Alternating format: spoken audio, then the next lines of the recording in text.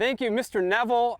Callaway Sales, my name is Johnny Wunder, and I am the Tour Content Manager for Callaway Golf. And, you know, Dave took you through all the technical aspects of the Jaws Full Toe. But, like, how does it perform? What does it do? So the best way to describe it or show you guys is just to use the 4 shots that I use when I'm trying to figure out if a wedge is going to work. It's worked so far for our tour guys. I've tried it a little bit. I'm having a lot of fun with it. But what about the higher handicappers? How do you decide if the wedge is going to work? So we're going to hit some shots. I'm going to show you what I do to test out a wedge, and I'll kind of explain what happens for everybody, what this thing can do. I'm a total gearhead. This is a lot of fun. So I'm going to show you how much fun it is. Let's go. Okay, the first shot that I like to try whenever I'm going to test out a wedge is from about 40 yards. So we're going to be going to this little back flag over here, and there's 2 important shots.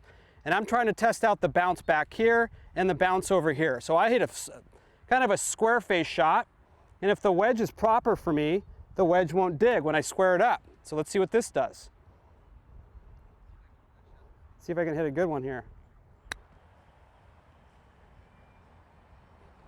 So far so good. So as you see, like, it didn't disturb the grass at all. So obviously this grind is a good one for me. Okay, so now I want to try the back part of the bounce. Let me just move this over here. Here we go. And hit something a little higher and a little softer.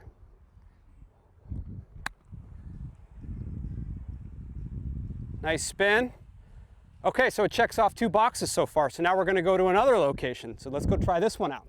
So here we go. Okay, so now we're at a new station, and this is for you high handicappers out there. So how many times have you short-sided yourself?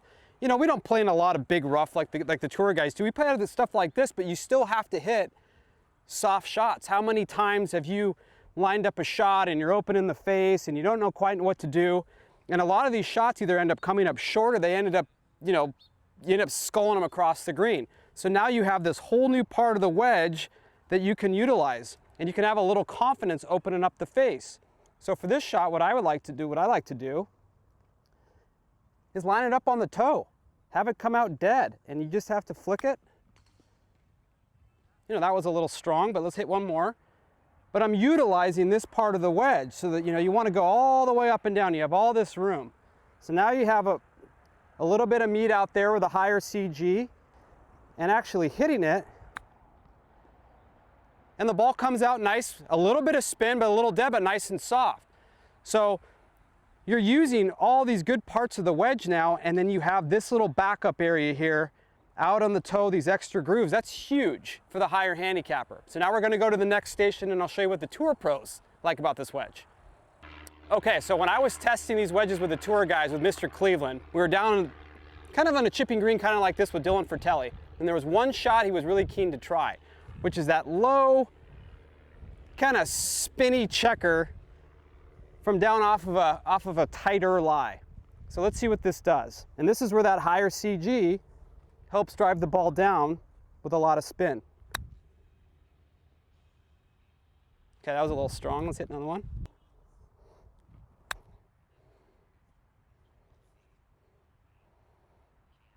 And that's the shot that he really liked. So being able to open the face up a little bit and still have the ball come out of a mid-launch window with some spin. That's a shot these guys love out on tour. But there's one more shot that kind of affects everybody, which is out of the bunker.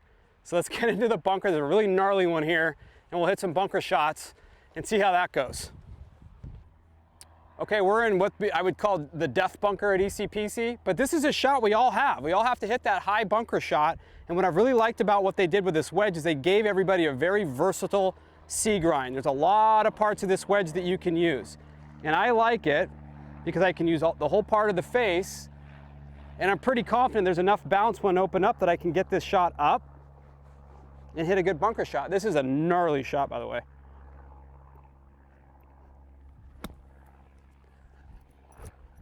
You know what, out of this bunker, I'll take that. That was pretty good. Let's hit one more. We'll have some fun with this one. I'll try to get this one straight up in the air.